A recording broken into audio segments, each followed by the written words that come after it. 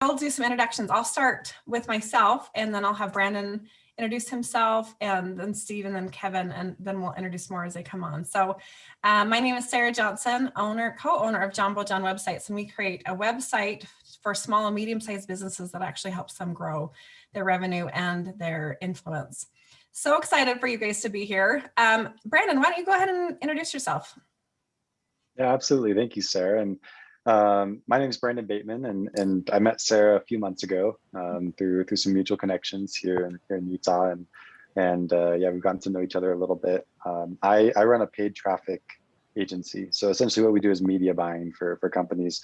We help them buy media on Facebook and on Google primarily are the main channels, and what we do is called direct response marketing. Basically spend dollars with the goal of making a particular action happen, some action that's hopefully valuable to the company, and try to make that as efficient as possible. So we're kind of in the game of optimizing, scaling, and making advertising successful. Yes, Brandon, I'm so glad you're here. Because Wicked Smart Thank you, Sarah. Has grown a large company. I'm so excited that you guys get to learn from him, and I'm excited to learn from him too. And so glad that you're here, Brandon. Steve, would you like to introduce yourself? Yep, I'm Steve Weber, and I was the Forrest Gump impersonator for the Bubba Gump Shrimp Company for 15 years, from 96 to 2011, and then developed a motivational speaking message. And just in the last year, I've kind of repositioning myself one more time. I have a new website, American Gumption, and my goal is to travel, live and work from the road, interviewing people.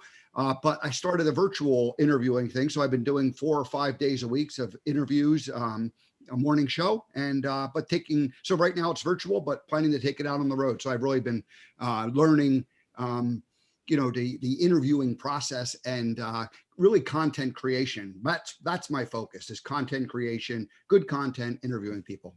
That's fantastic. Steve, I'm so glad you're here. Steve's a longtime customer of mine, and we've worked on some awesome projects together. Just glad to see you.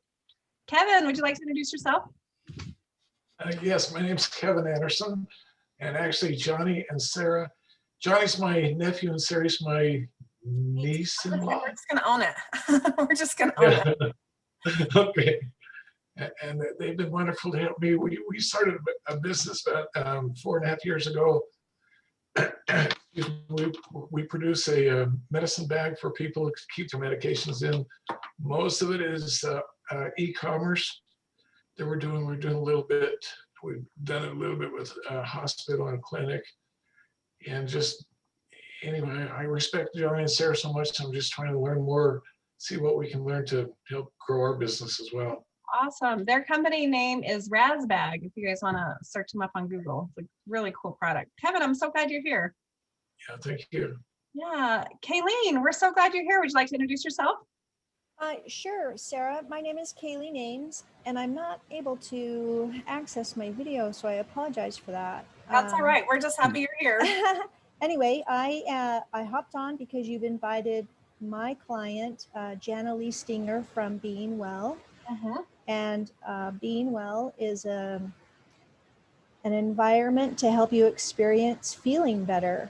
So we do in person and learning how to use sales funnels to do more online business.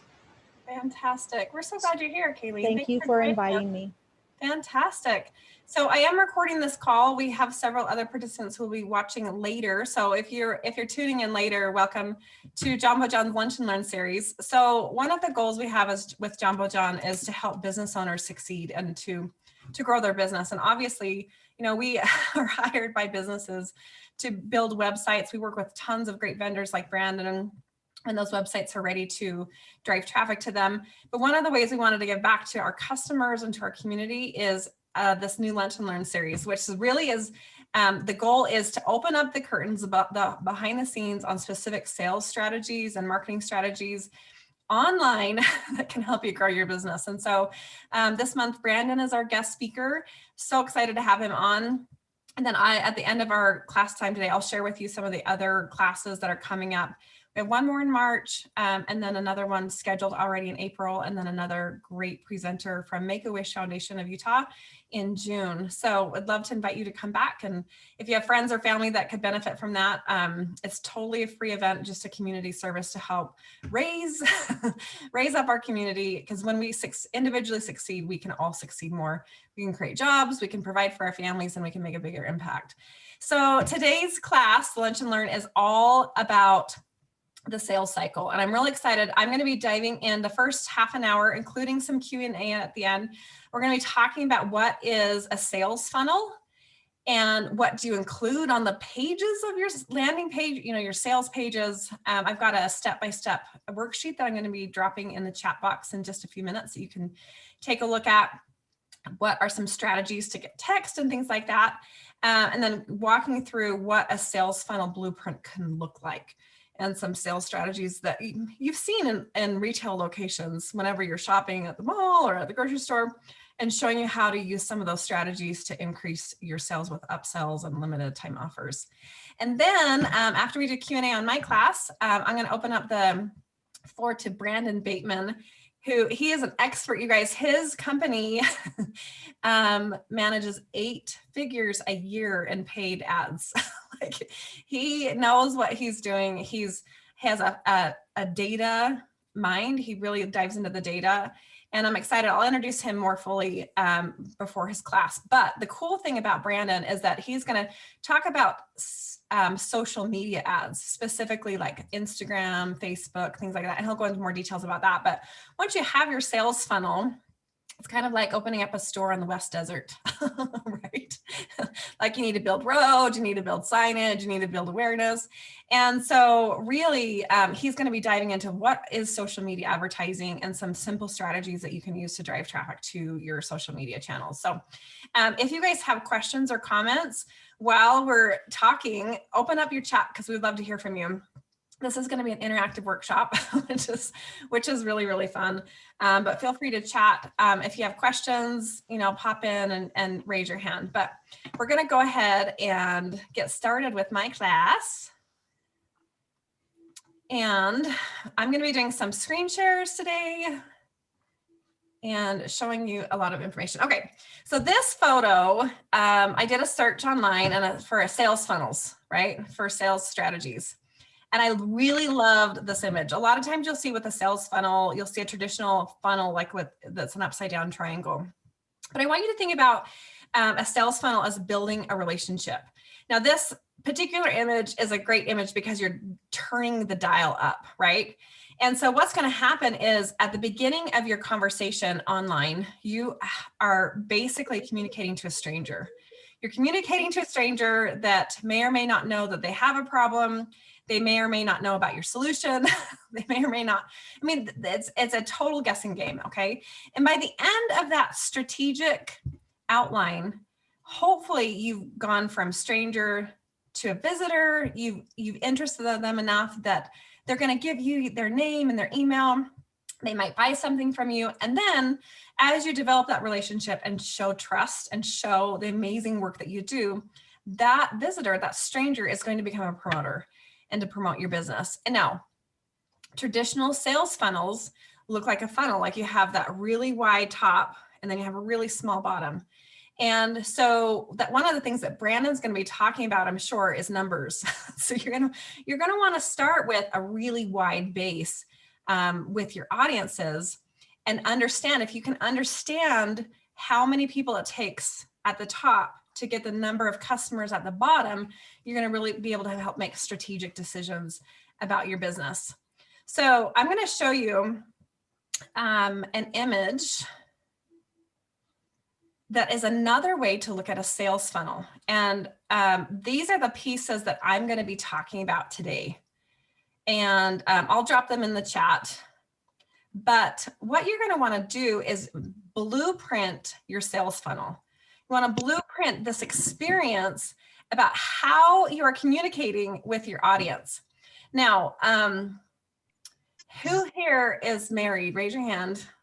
You guys are welcome to turn on your video or keep your video dark. Either way is fine. Now, I'm guessing my husband and I are celebrating our 21st wedding anniversary on Thursday. So Super excited about that. I got married when I was 7. Just kidding. I'm just kidding. But did anyone here propose to their spouse the first time you met? I hope not, right? It takes time to develop a relationship with your consumers, with your friends, with people in your congregations and in your community. And so a lot of times we think we want to pour all this money into a great website or the great whatever thing that we're working on. But in reality, I want you to start thinking about your marketing as a relationship. And how do you build a relationship with a new friend? You introduce yourself, you ask questions, you find out what the common interests are, right? And then you start inviting them to do things. You invite them to get to know you. You invite them to see what your company is all about. You invite them to take a taste test, right? To see if they even like what you have to offer.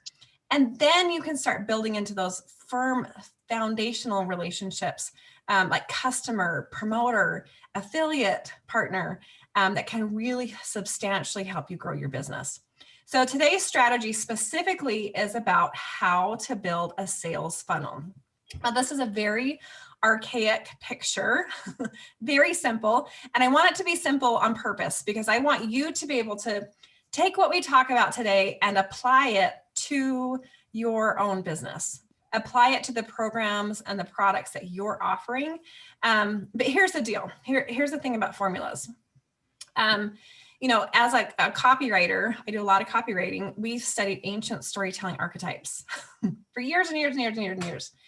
And, there's some people say there's 21 archetypes, but it really can be boiled down to 7 archetypes.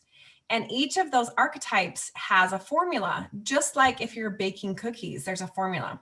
Just like if you're mixing glue, if you're an engineer, there are specific properties that have to be included in order to make the formula successful. And so if, for example, Harry Potter, you guys are all familiar with Harry Potter, I'm sure, his storyline is a hero's journey. And in the hero's journey, there has to be a mentor. There has to be. So who's the mentor? You guys can turn off your microphones and let's do Q&A. Who's Harry Potter's mentor?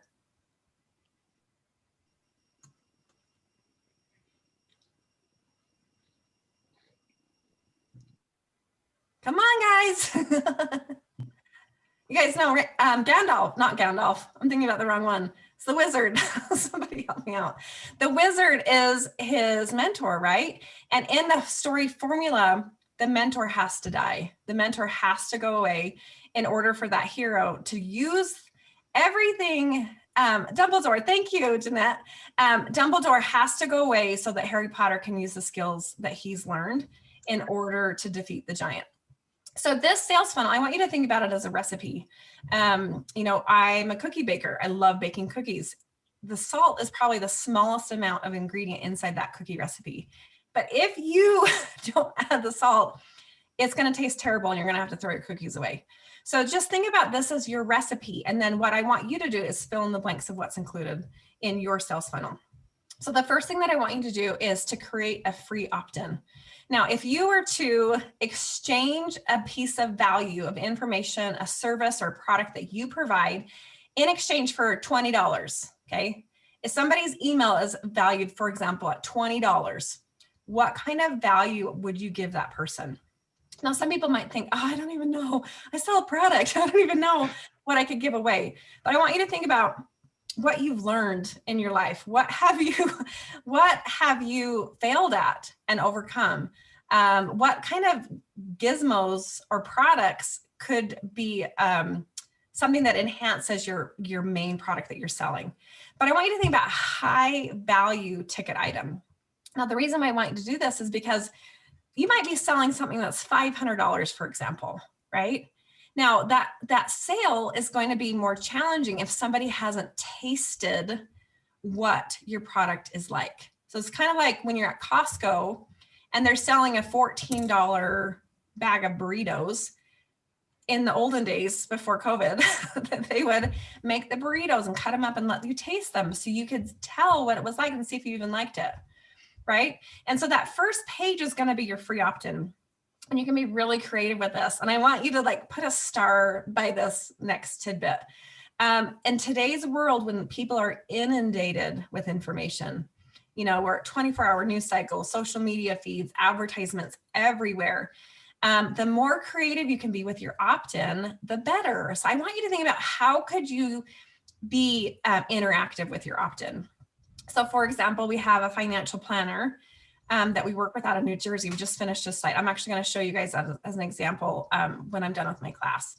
And I want you to think about, so for his free opt-in, we did an income calculator that took how old they were, how much money that they were living on. And then we had a calculation that determined what was the monthly allotment that they needed to invest in order to maintain their lifestyle, and how long would that money last. And it took some programming on the back end to figure out the math and to figure out the formulas.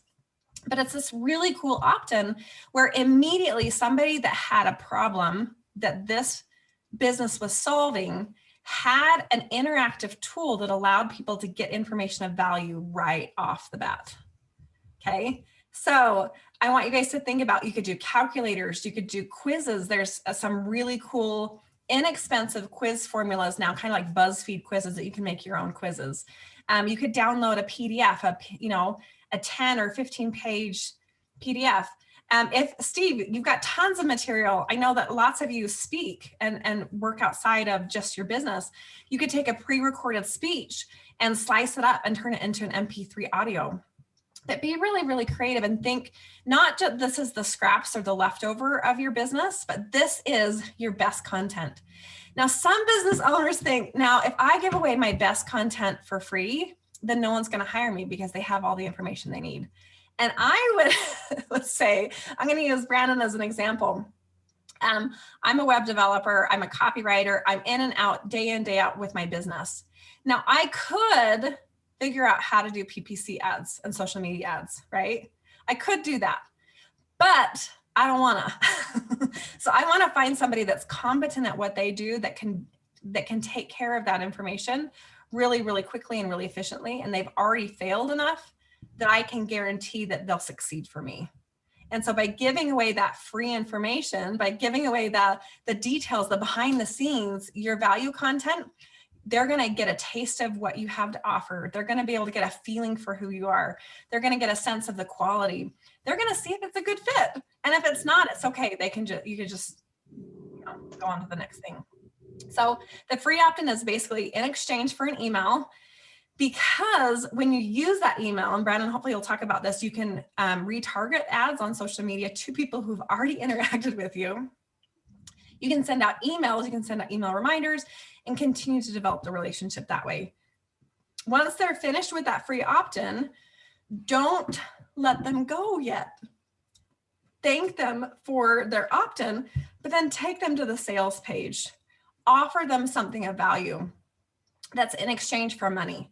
So this might be your low-end package. This might be the starter package. This might be, depending on who you're targeting, because you can fulfill this measure in any stage of your sales cycle or any types of product, but take them to your sales page where they're actually exchanging a product or a service for money. Okay. Now, once they're done with the sales page, we're not going to go to checkout yet or confirmation yet. I'm going to go into more detail about this. Yeah. Can I ask you a question real quick? Is that sales page your website or just a landing page? That is a great question. Yes, it is a specific page on your landing page. And in just a minute, I'm going to go through step by step of what you need to include on that sales page. And I have a worksheet that breaks it down exactly, because a landing sales page is going to be different than just a page on your website. So I want you to think about your website kind of like like your house, like an open house. Okay. Now I see Christy hopped on here. Christy's a realtor. Now, if you're selling your home right now, you're going to make a lot of money. Okay. And the people that are coming into your website are going to see every room in the house. right? So you think about your website, you want people to explore every page on your website. They're going to explore the whole thing, and you want them to stay there. You want them to read your blog. You want them to explore the different products and services. Okay. Now I want you to think about if you had a party at your house. Let's say you have a teenager who's graduating high school and 30 of their friends are coming over to celebrate until 3 a.m. Okay. Are you going to let them through your whole house? No, you're going to want to close some rooms off so that those teenagers stay in a specific area. So I want you to think about a sales page is like opening up your business, but you're going to control where they go. You're going to you're going to simplify it, and you just want them to have one option to buy. And so in just a minute, I'll break down what's included in your sales page.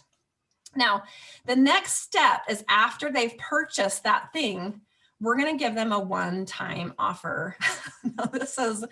This is something really cool. And you can do this as you're building your email. You can customize this blueprint. So you could go from a free opt-in and skip over to a one-time offer. I've seen that done very successfully on some people that I follow. But a one-time offer is literally a one-time offer. The only place that you offer this upgrade is after they've purchased this item. So say, for example, with Kevin, he's got this Raz bag. And for those who've just joined us, it's a bag for people who are organizing lots of medications, right?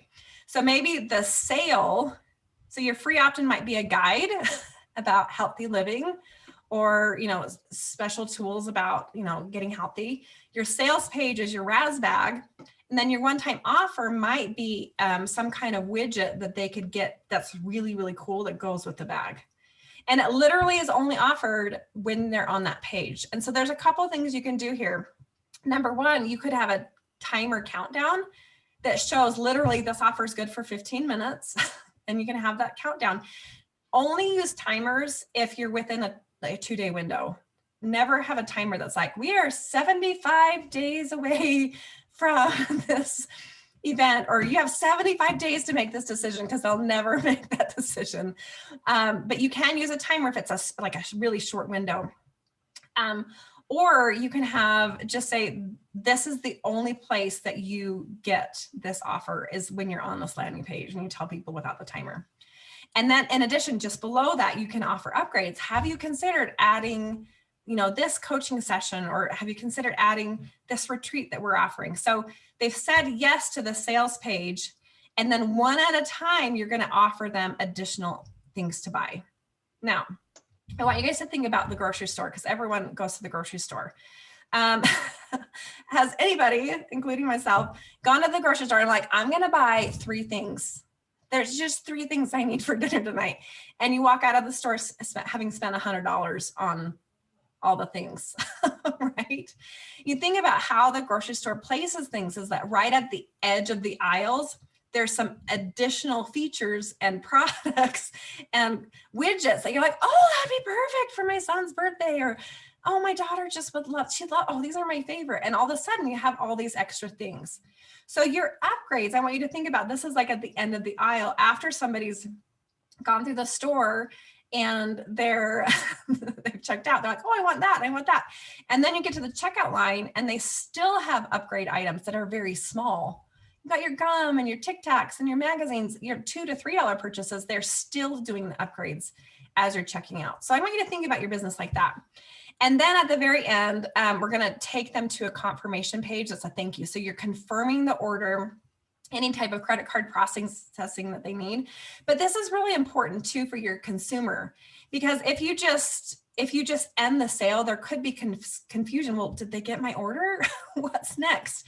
And so I want you to think about your customers is that whenever you finish a transaction, I want you to lead them or invite them to the next step. So they know what they can do if they really like your product or service. What's the next step for them? And I want you to imagine if you went to a restaurant, okay? You went to a restaurant and it's your favorite restaurant, really yummy hamburgers, homemade French fries, it's so good. You walk in, your family's hungry, you're ready to eat, and nobody gives you a menu. You don't know how to order, nobody comes greet you and tells you whether it's a sit down or if you have to order standing up and you find a seat. Nobody tells you what to do. How frustrating would that be if you have a problem that you're hungry, you are ready to spend money, and the restaurant doesn't guide you to that next decision? So I want you to think about your business, and if you are not leading your customer in every instance to the next decision, you are cutting them short, and you are frustrating them.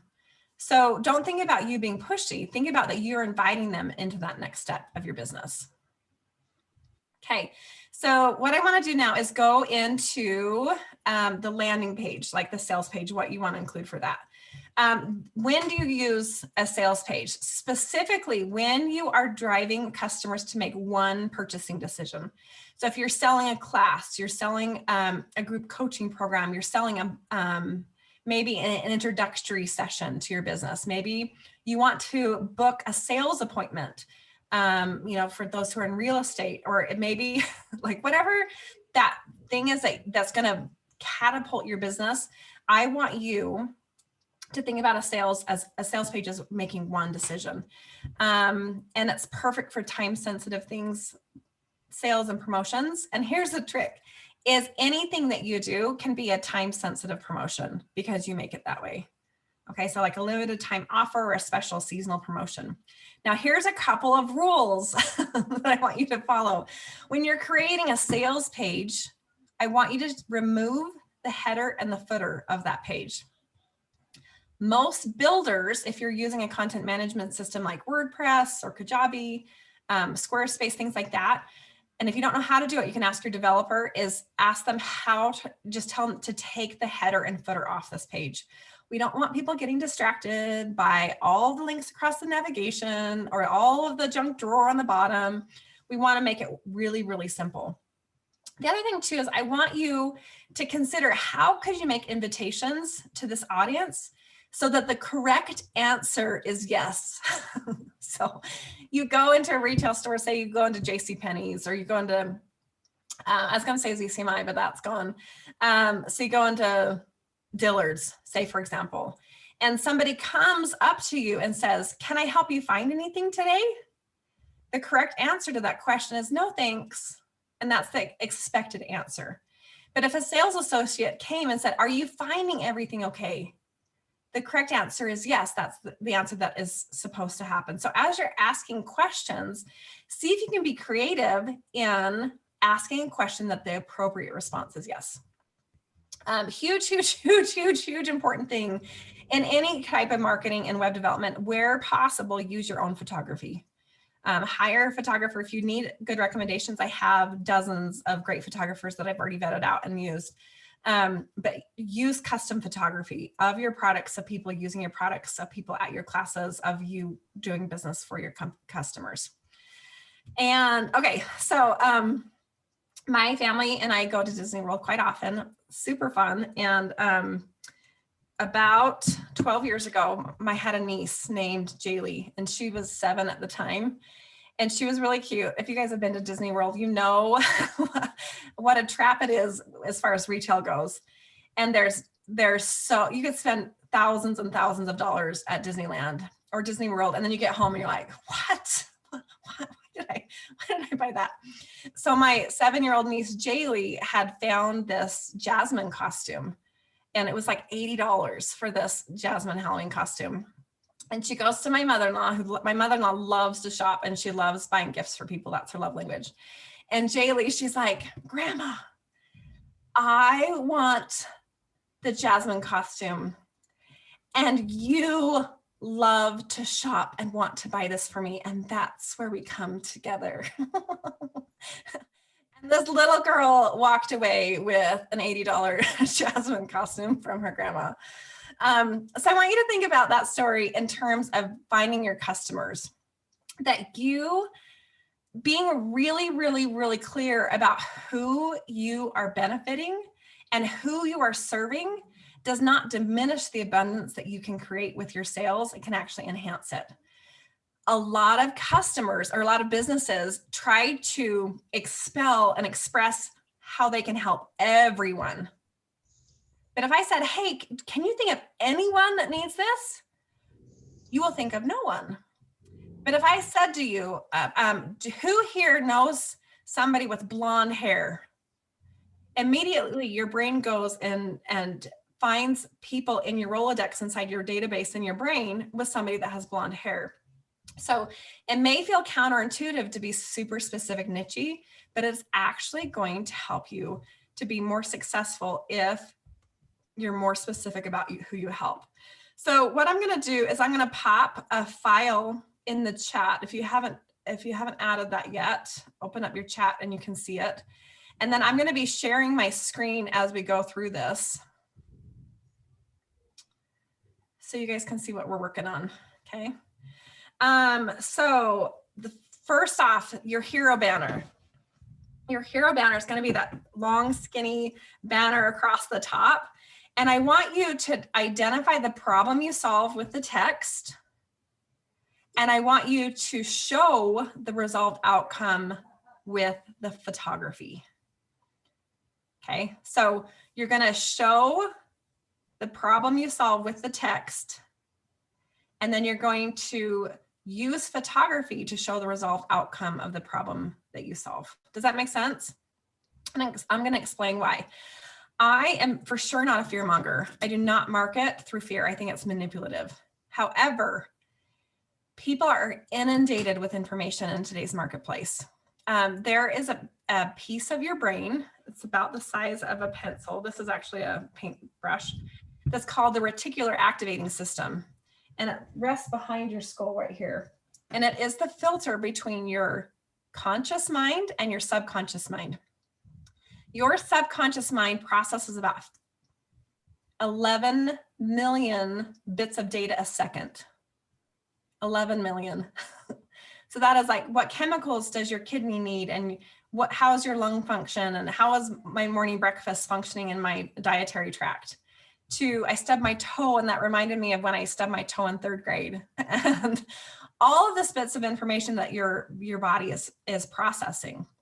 Your conscious mind only processes about 50 bits of data a second. And so if your message does not solve somebody's problem, their brain will not even allow them to see your message. They won't even see it, because our brains are designed to keep us alive and to use as few calories as possible. So be really, really, really specific. And so you could think about a presentation, right? And your product or service is going to be the same. But I want you to brainstorm, what are 7 different problems that this one product solves? You know, Jody Moore is a podcaster. She does a really good job about this. On her website a couple weeks ago, it was, are you struggling with your sister-in-law? It's like, that's a really specific question. She works with women. And so her whole focus that month on her free giveaway is, do you want to take a class about what to do if you're struggling with your sister-in-law? And then last week, it was a totally different message. Her message was, do you have kids who are struggling because of the pandemic? So that if you take this class, I can help you understand how to help your kids with the pandemic. Really, really specific problems that people are facing that are going to attract a different audience, but her product was the same. What she was offering ultimately is the same. Okay, questions about the hero banner? If you guys want to pop in the chat, you're welcome to, or if you want to raise your hand, you're welcome to. Okay. So the next thing I want to do is I want you to tell us what your promise is. If somebody has a solution or somebody has a problem that you can solve, what is your promise? What is the outcome if they choose to take that path with you? The third thing I want you to do is I want you to showcase your offer. So what's the name of your product? What's the price? What's included, right? What are the benefits that come from this particular offer? And then I want you to include a case study. Case studies and testimonials are 2 different things. A testimonial, which comes down here a little bit, you can get testimonials. What I would highly, highly, highly suggest is anytime you ask for a testimonial, direct your users to Google, to your Google My Places page, and have them record their testimonial on Google. because that helps build social credibility for your business. If you are a practitioner and you have a website, I know Jeanette uses GenBooks. That's an awesome way they collect testimonials. Christy's a realtor and she gets testimonials on Yelp and on, not Yelp, Zillow, things like that. But wherever you're collecting testimonials professionally, make sure you're guiding people to where is going to be most effective for your business. But when you use a testimony on your website, I only want you to use like one sentence. And I want you to make it really, really big. So when people skim the website, it's huge and they can just skim it because they're not going to read it. But your case study that's right here is so important. The case study is going to be 2 or 3 or 4 paragraphs long. It can be a little bit longer. This is going to be an example of somebody that's used your product or service and what are the results they've created. Typically, a testimonial just shows the result after everything's happened, but a case study can show what you want to do is 3 steps. This is the easiest story formula in the world. And you can use it for all of your social media, you can use it for your email marketing. But first I want you to describe what is the normal like for your customer before they meet you? What are the challenges that they're facing before they meet you? What does the ordinary day-to-day look like?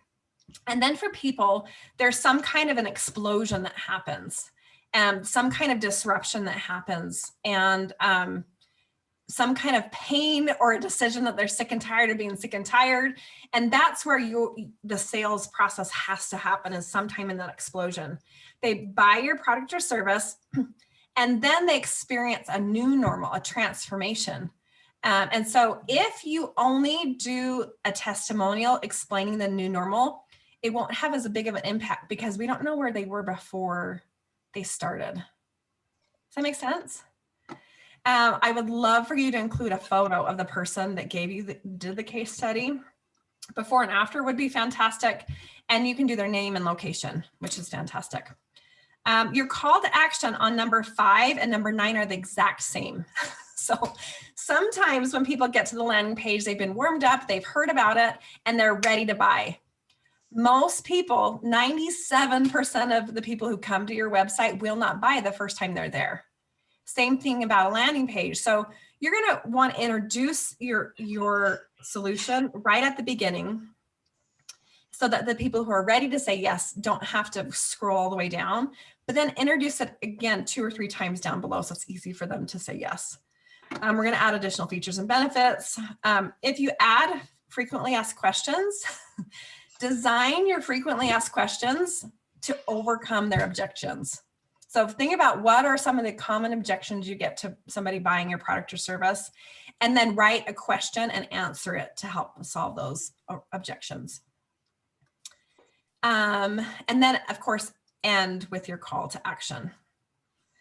Okay, you guys, we have covered a lot of information, and we have just a few more minutes before I want to turn the time over to Brandon. So I'm going to open up the room to see if you guys have any questions about the content we covered, or if you want to spend time brainstorming a specific piece of that. I would love to hear from you guys.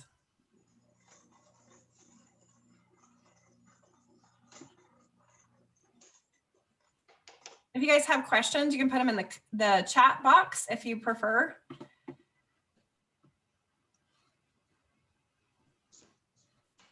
Okay, raise your hand if you end up having a question. I'm going to do a quick screen share and show you some examples of work that we've done for different clients that includes, so you can see, you can incorporate the strategy into any design. Any design, you can do this. So we have our hero banner showing the resolve outcome with a woman. This is specific financial planning for single women. We have a call to action. Specifically, navigate life's unexpected transitions. And so if somebody's been through a divorce or loss of a spouse, these are the questions they could be asking themselves. So we're diving into the problems and struggles that they're having. The photos are hopeful, walking forward and showing what does it look like for a single woman who's been divorced or widowed when they have their financial house in order. This is what it looks like. We're suggesting a plan. So we're laying out, if you hire this financial planner, these are the 4 things that you get on your path.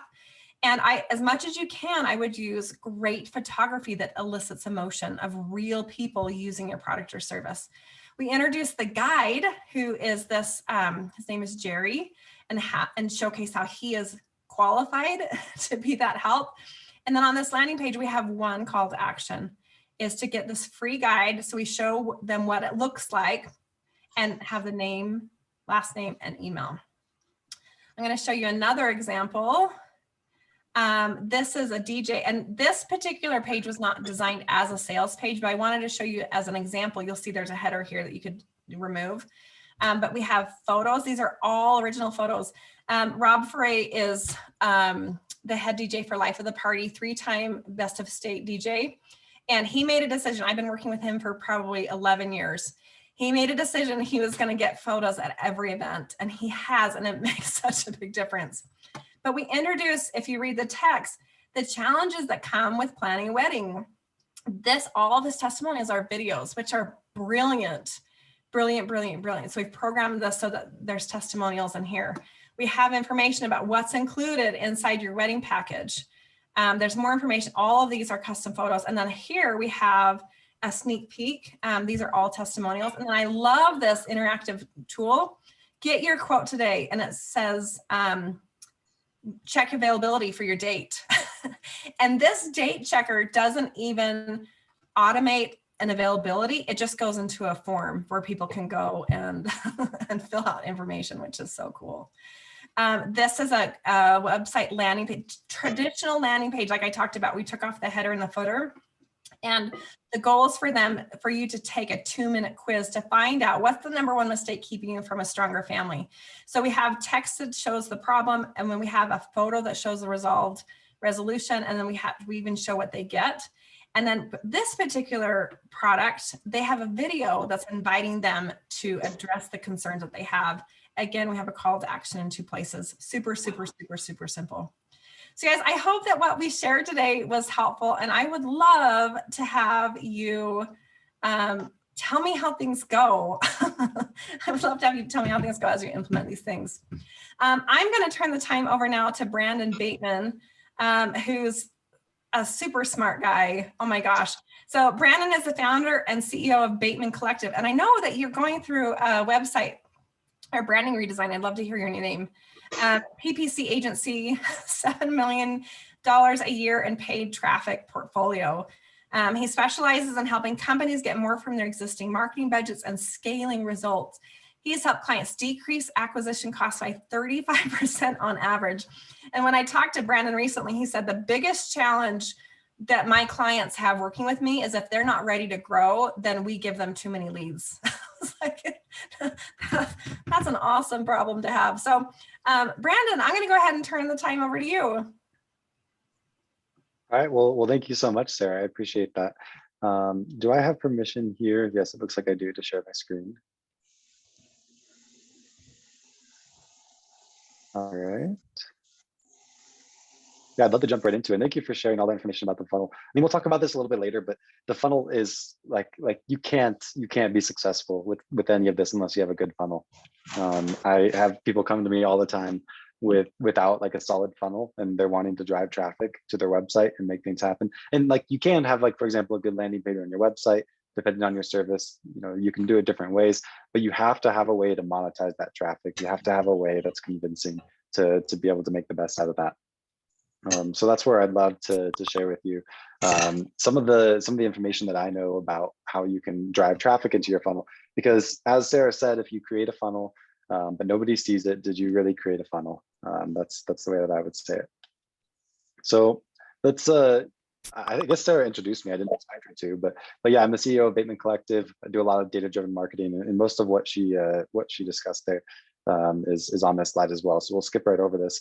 I want to start with what I think is kind of a fun case study, and it's a little bit different than perhaps some of the other case studies that you've seen. And we're just going to talk about paid advertising and where it can go right and where it can go wrong. So this case study that I'd love to share with you is from Metro Trains Melbourne. This isn't something that we did. This is a campaign that's actually pretty old. And it's essentially what the problem is the city of Melbourne was noticing that a lot of people were getting hit by trains. So they tasked an advertising agency with the with the goal of trying to reduce the number of people that were getting hit by trains every year in that area. So I'm going to show you this video here. I tried to figure out how to make Zoom work with the sharing the audio and stuff. It just interrupted if you don't actually hear the audio on the video, but we'll hope that you do, and yeah, we'll take it from there. Set fire to your hair, poke a stick at a grizzly bear, eat medicine that's out of date, use your private parts as piranha bait. Dumb ways to die, so many dumb ways to die. Dumb ways to die, so many dumb ways to die. Get your toast out with a fork, do your own electrical work, teach yourself how to fly, eat a 2-week-old unrefrigerated pie. Dumb ways to die, so many dumb ways to die. Dumb ways to die, so many dumb ways to die. Invite a psycho killer inside, scratch a drug dealer's brand new ride. Take your helmet off in outer space, use a clothes dryer as a hiding place. Dumb ways to die, so many dumb ways to die. Dumb ways to die, so many dumb ways to die. Keep a rattlesnake as a pet, sell both your kidneys on the internet. Eat a tube of super glue. I wonder, what's this red button do? Dumb ways to die, so many dumb ways to die. Dumb ways to die, so many dumb ways to die. Dress up like a moose during hunting season, disturb a nest of wasps for no good reason. Stand on the edge of a train station platform, drive around the boom gates at a level crossing, run across the tracks between the platforms. They may not rhyme, but they're quite possibly the dumbest ways to die. The dumbest ways to die. The dumbest ways to die.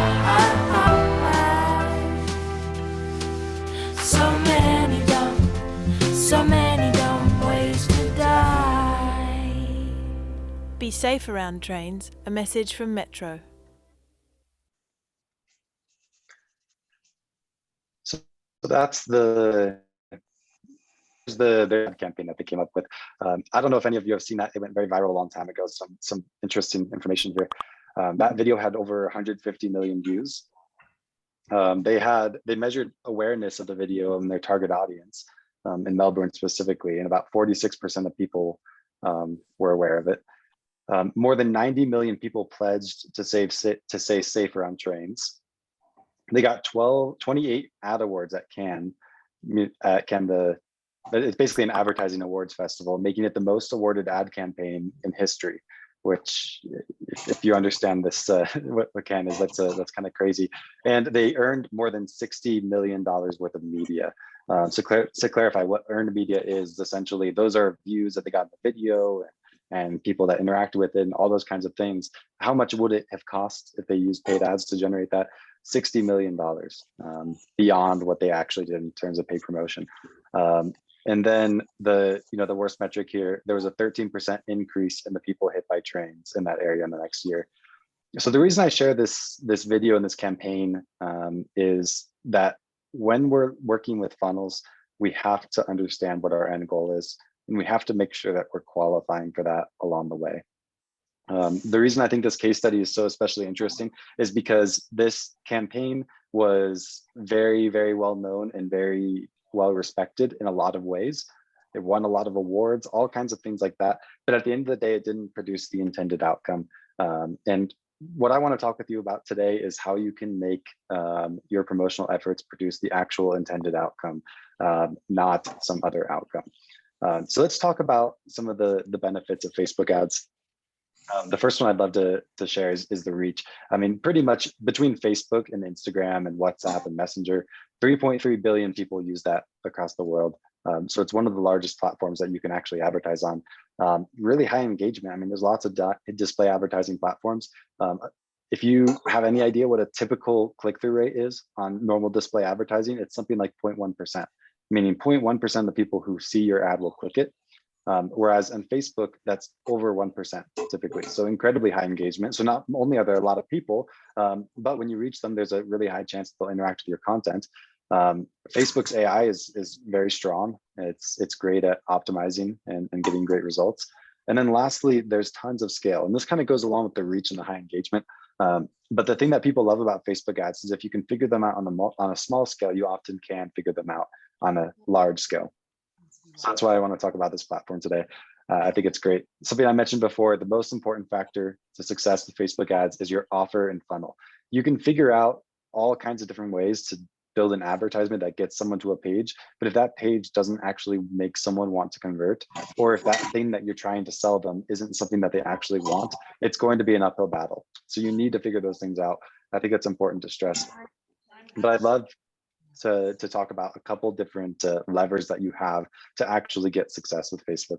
I've simplified this a ton, just like Sarah's kind of simplified the sales funnel, because I don't want to take too much time here, just a couple of minutes, and I want to leave plenty of time for Q&A. But there's really 3 levers when it comes to Facebook ads. The first one is the audience. It's who you're reaching with your ads. The second one is the optimization. That's how you're communicating to Facebook what you want. And then the last one is the creative and copy. That's what you're showing to those people. So let's talk about audiences briefly, and I just want to share some of the different audiences. As I'm talking about this, you can maybe think of some different audiences that could exist for your business.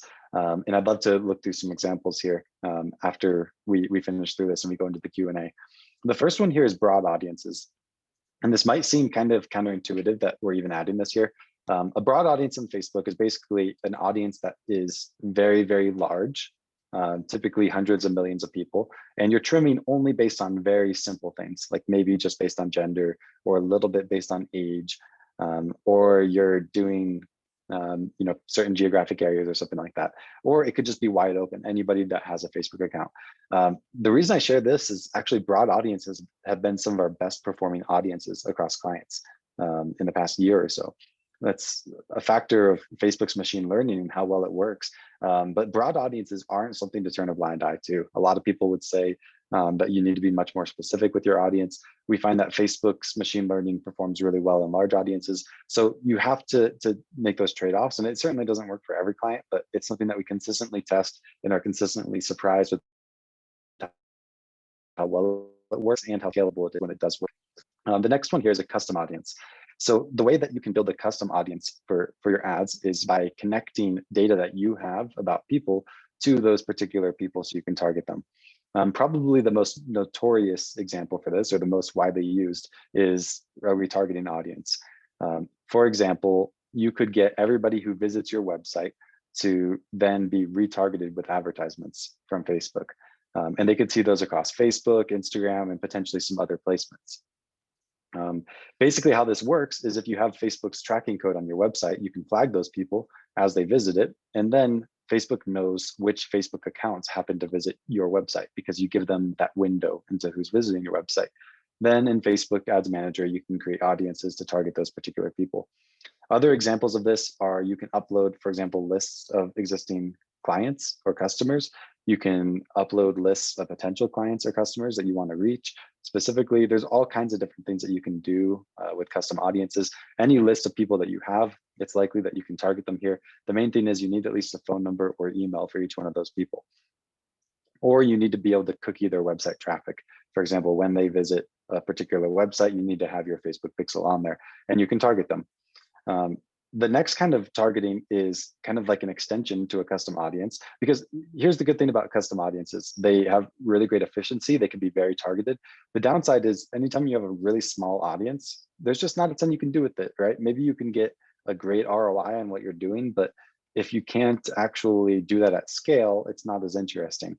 Sometimes it can be really efficient, but only small scale. So a lookalike audience kind of takes that to a new level. And these are, I know they're just kind of hidden in a slide here with a bunch of different things, but this lookalike audience here, if you have one takeaway, and if you advertise on Facebook and you're not using lookalike audiences, you are missing out. I'd guess that over 90% of advertising dollars spent on Facebook are spent on lookalike audiences. They are by far the most effective. The number one barrier to lookalike audiences is simply just not having data to base it on. So the way that a lookalike audience works is you take a custom audience. So that could be any audience. It could be people who visit your website, people who purchased off of your website, people who made it to certain stages of your sales funnel, if you could set up that tracking properly. This could be lists of customers you've worked with before. Pretty much any way that you can make a custom audience, you can make a lookalike audience based on that custom audience, so long as it has at least 100 matches. Now, realistically, you want more than that. We find if you have more than 1,000, it doesn't start to make a lot of difference. The closer you can get to 1,000 or higher, that could be much more effective in terms of how many data points you're providing Facebook. So what Facebook will do is take those people, and Facebook knows a lot of information about each one of those people. And it's all kind of anonymized. It's not super creepy or anything, but basically what they know is those people in these lists happen to share certain attributes. And it also knows that kind of information about the rest of the population. So algorithmically, Facebook, the way to think about it is it will take your geographic area or the country that you choose and find the people who are closest to those particular people that you worked with. So that could include information like maybe having the same genders, the same ages. It could include different interests, different behaviors, kind of things like what they bought in their credit card statements, and all kinds of different data that can feed into that. And that will help you find more and more of those people. So these audiences are super powerful. Basically how it works is your Facebook is going to order everybody in your country from most similar to your audience to least similar to your audience. And you can take any percentage of that between 1 and 10. So you can make a small lookalike audience. That's, for example, the top 1% of people in the United States. That'd be something like 2.5 million in terms of a Facebook audience, and target that. Or you could take, for example, a 10% audience, which would be more like 25 million people. And you could do anything in between. Lookalike audiences are, like I said, very effective. Sometimes we like to kind of think about what would our customer look like, and we want to slice and dice the data, and we want to segment. And all those things, a lookalike audience is a more data-driven way to do a lot of those things, because you can analyze those people predictively on thousands of attributes all at once. And Facebook's models can be excellent. The other things that you can do, and these are more useful when you're just getting started out, and they're also useful for continued testing because they can work better than lookalike audiences in certain scenarios, or they can be good for to layer this with lookalike audiences sometimes, are interest-based audiences. Interest-based audiences are basically taking information that Facebook knows about what categories people could fall into and targeting them based on that. There's all kinds of different ways to do this, and to name every interest would be crazy. But there are basically, it's based on what pages people like, what accounts they tend to follow, what kinds of ads they tend to click on, all kinds of things like that. And these are relatively accurate. If you happen to have a Facebook or Instagram account, you'll notice that often those ads are really relevant to you. It's because of those interest categories that Facebook knows that you fall into based on the way that you interact on the platform. And you can target people based on this. Common ways to use this are, for example, an interest could be a competitor. If you have a competitor that if people like them, they'll also like us. You can target people who like them if they're big enough. You could target people who are interested in certain types of pets, for example. If you have a cycling company, you could target people who are interested in cycling. Like it's as simple as that. And there's lots of different ways to layer those. And then the last audiences here are behavioral audiences. This is all audiences based on the actions that people take. And these can be some of the most predictive audiences in terms of, is someone possible to engage with you? These can be everything from like, are these people predicted as likely to move? What kinds of purchases do these people typically have on their credit cards or on other websites? There's all kinds of different things you can do here. We can't get into every little detail, but it's worth exploring this. if you have a company and you're looking to find just the right people and looking to build some of your own audiences. So that's the basics when it comes to Facebook ads audiences. That's the first thing. The important thing here is to always be testing. You never want to say, this is the audience and we're just going to do this. We recommend using a variety of different audiences and testing them against each other and optimizing against each other. And different ones will have different advantages. Sometimes you'll find like a smaller audience that works really well, but only for a short amount of time because it tends to be small. And once you hit everybody once, it could be better to expand to a larger audience than it would be to serve ads to that initial audience for a second time and a third time and a fourth time, when it's less likely to have an incremental impact. So there are tons of trade-offs across these audiences, and the important thing is to understand the different ways that you can use them. So moving past that, the other, when it comes to targeting, the other way that targeting works is with optimization. Facebook, the way that it works is you're going to have for every ad a particular optimization goal. And here, this is like a sample sales funnel. Sarah described a different version of a sales funnel, but there's 1,000 ways to do it. But here's an example of what the standard funnel might look like. At the top, we have these metrics that have a lot of volume, right? We can measure them fairly easily. For example, how many people see your ads? That's really easy to know. You don't have to go run your ads forever to kind of figure out what that's going to be. But also it's a vanity metric, right? It doesn't have a ton of implications in terms of what it actually means for your business. Impressions are easy, impressions are cheap. But as you get deeper and deeper into the funnel, these things get harder and harder to get. Then we could go to, for example, clicks, then leads, add to cart, purchase, upsell, etc. As we get further and further down the funnel, we'd start dealing with more data sparsity. So this is the downside. Data sparsity is essentially the fact that you don't have as many data points about things.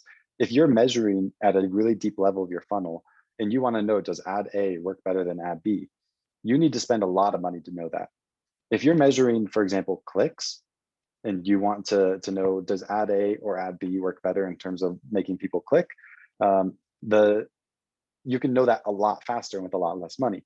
Of course, the benefit of going deeper and deeper is alignment. It aligns with what you're trying to accomplish as a business. And as you track deeper and deeper, you're going to do better and better at getting the right kind of people on the top of your funnel who are likely to actually get to the bottom of your funnel, not just a bunch of people who will probably never get through the funnel. So there's different trade-offs for optimization at all these different states. Facebook allows you to, for example, optimize for brand awareness. It allows you to optimize for reach. It could allow you to optimize for clicks, or you can optimize for your tripwire in your funnel, right? That initial offering. You could optimize for your purchase. You could optimize for leads. You can optimize for almost anything using Facebook ads. The reason I bring this up is because one of the most common problems that I see people making is optimizing too high in the funnel. When you optimize high in the funnel, what you end up doing is giving Facebook this feedback that you just want a lot of impressions. And what you'll see is this funnel gets really, really wide, but then it starts to narrow a lot and it doesn't look quite as good anymore. Because you can get a lot of people in, but it's not the right kind of people, because you're kind of getting the scraps that other people don't want anytime you optimize higher in the funnel. So basically the rule of thumb is for your Facebook ads, you want to optimize them for the deepest conversion available in your funnel that happens within a 7-day period. So you can't optimize based on someone being your client for the next 2 years and then report that data back to Facebook and say, yeah, they paid us this much money and therefore they were a good client for us. And we want to optimize based on that. There's a point where it gets far too long. However, if you're optimizing, for example, for your tripwire or your free offer at the beginning, you'll get a lot of those, but you're not likely to get a lot of those who are likely to continue on. I usually try to optimize for a low ticket purchase event that's early in the funnel, because it happens quickly and it provides the actual feedback to Facebook that these are serious people that actually belong in this stage of the funnel. And you will find as you optimize deeper and deeper in your funnel, you will get better and better results. Of course, as you optimize deeper, you need more volume. So if you are only spending a small amount of money, sometimes you have to make that trade-off of, do I want to optimize a little bit higher in the funnel because there's not so much coming to Facebook in terms of metrics to optimize based on. So that's optimization. The simple rule of thumb is as deep as you can with the event happening within a 7-day period. The last thing is creative and copy. And I'm not going to spend too much time on this one because I'm not a creative master like Sarah is. And And second, because we could talk about this forever. There's a lot of things that you could do, but there are some basic elements of Facebook ads. The important thing to understand is a Facebook ad is a Facebook post, and also a Facebook ad is an Instagram ad, right? You can run ads across both platforms, and they have these same primary things. This is an example off of Facebook's website, and I don't think it's a great ad. So we'll talk about some reasons why not. Here's a couple of the things. The first one is a primary text. The primary text is the most important text that you have on the entire ad. It comes above the image. It's oftentimes the first thing that someone will see.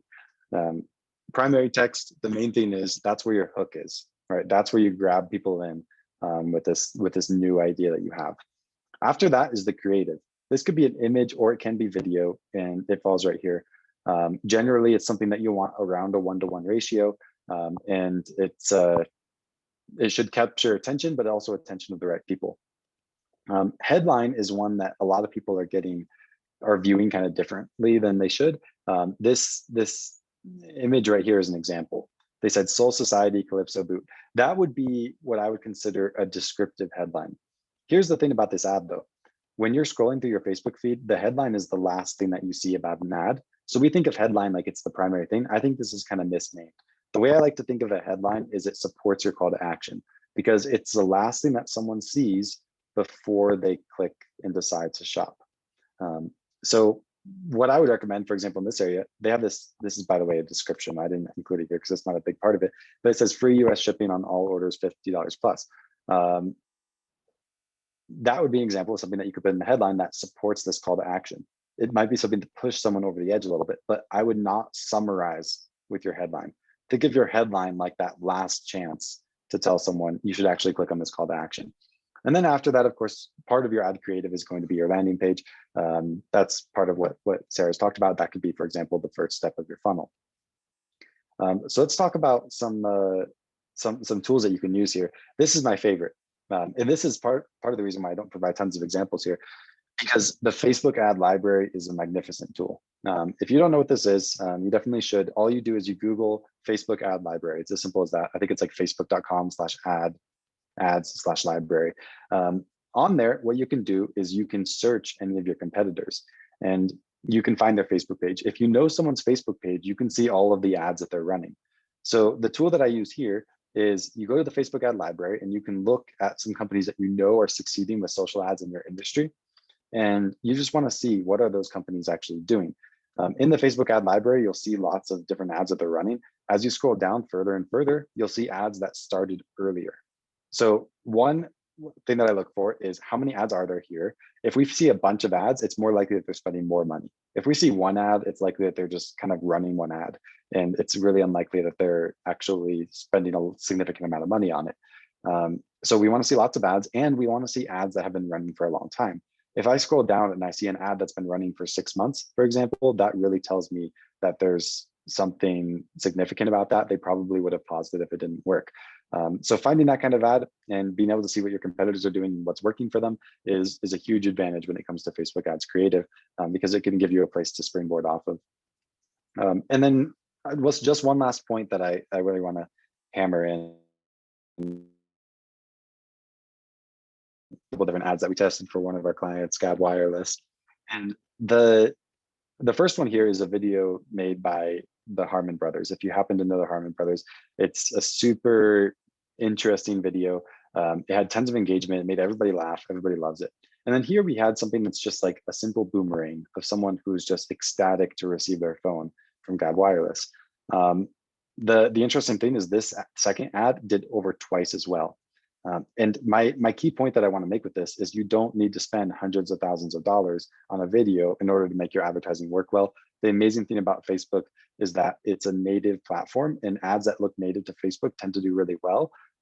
You want it to be something qualifying, right? I think the number one mistake that the Dumb Ways to Die campaign that I showed earlier made was that their initial offer didn't qualify. And that's where I really loved what Sarah was saying when she was talking about the funnel. And for example, that tripwire that shows how much money do you need to set aside in order to be okay for retirement? Because not only is that interesting to your target market, but it qualifies. If someone's not interested in saving for retirement, that offer is not interesting to them at all. Whereas if they are interested in that, that's perfect for them. And that's kind of one of the biggest mistakes we're seeing with Facebook ads across our clients now is they have these ads, like for example, this one on the left that is interesting to the parent who wants to buy their kid a phone, but it's also interesting to everybody else. So it doesn't really qualify the traffic that's getting into your funnel, and it can tend to really mess with your metrics all along the way.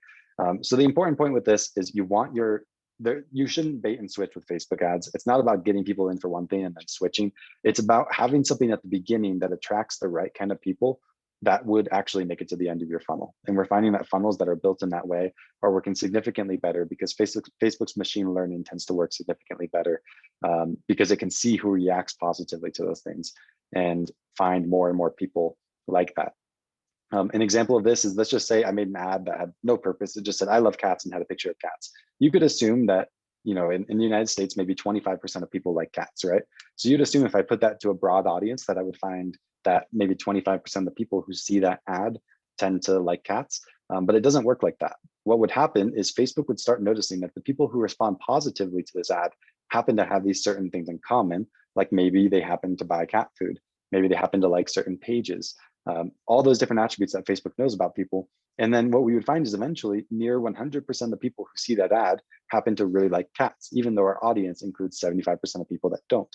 And it's the same way with any of the advertising you do. Liking cats or not liking cats is the simple attribute. Liking your product or not liking your product is the one that's more important that we're trying to measure on. And we can find that can optimize a lot over time.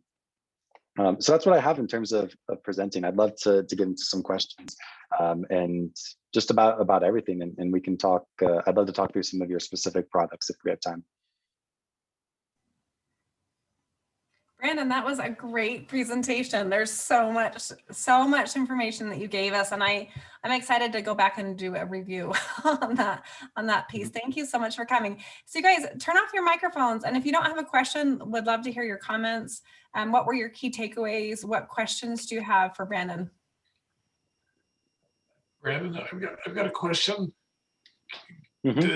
Does Facebook give you I assume it gives you analytics to figure out if your ad's doing any good? They do, yeah. And that's, so there's two things. One, there's tracking, and two, there's optimization. So we talked about optimization. That's where you tell Facebook, I want more of this. But you also have the tracking where you can see, for example, how many of the people that clicked your ad ended up taking this particular action on your website within 7 days? And that's something where, like, when we work with clients, we'll help them set that up.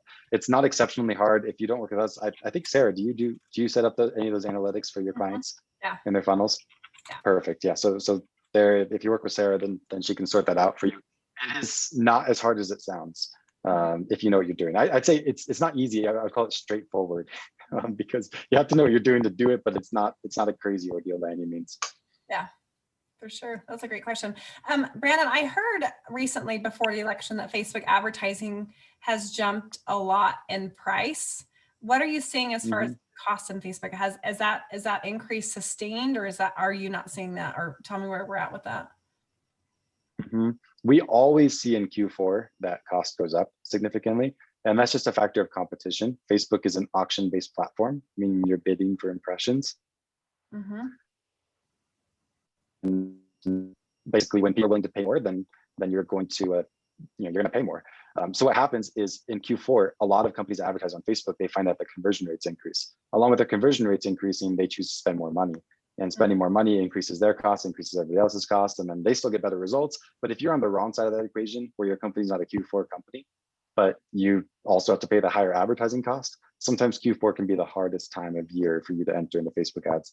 Now in Q1, we have seen like Facebook advertising costs have been increasing kind of ever since they started. Ever since Facebook's been around, it's been a steady increase. But we are at a much lower cost now than it was Q4, for example. Okay, that it's makes something to consider. It fluctuates. And especially with the election at the end in Q4 last year, I think it was a hot market that way as well. So you guys, I want to be cognizant of our time. We're up against our 1 o'clock ending time. Brandon, if people want more information about what you do, how can they get in touch with you? That is an excellent question. I will, I guess, just say my email address here. It's Brandon, and I can type in the chat here. I'm not sure if people after will get that. Yeah, put it in the chat, and I can add it. I can add it to the notes too when I put this on the recording. Okay, perfect. Yeah, if you put on the notes, that's great. It's Brandon@BatemanCollective.com. You can always feel free to ask me any questions there. One common thing that we're doing with people that we're just meeting is, for example, if you've run any ads in the past, we can look at that and let you know how it was done. Maybe some things you could do differently, why you experienced the results you did, etc. Or if you're thinking about it, we can help you. Like, one advantage of having that conversation is I can help you decide, is this really a good idea or not? Rarely is it a for sure this will work or this for sure wouldn't work. But based on your offer, based on all the clients we've worked with, we can give you a great idea of, is this something that we think would be worth your money to pursue? Like, can you make this work positively and turn it into the machine that everybody wants their Facebook ads to be? Right. I love it. Thank you for offering so much value. I really appreciate that. And then just so you guys are aware, our next Lunch and Learn is going to be on March 23rd. And I'm really excited. We have a guest speaker, Kate Bocut, who's an IT expert, and she's going to be teaching about thought leadership on LinkedIn and how to create content on LinkedIn that puts you in that thought leadership perspective. And then I'm going to be teaching about relationship networking and building authentic relationships with real people online and offline. I spend probably 10 to 15 hours a week networking, and average giving about 30 referrals a month and receiving probably 10 to 15 referrals a month just from networking. So that's going to be fantastic. If you want to join us for that, I just dropped the URL in the comments. And then in April, we're going to be talking about email marketing formulas and copywriting because, everyone has to do the copywriting, which is such an exciting thing.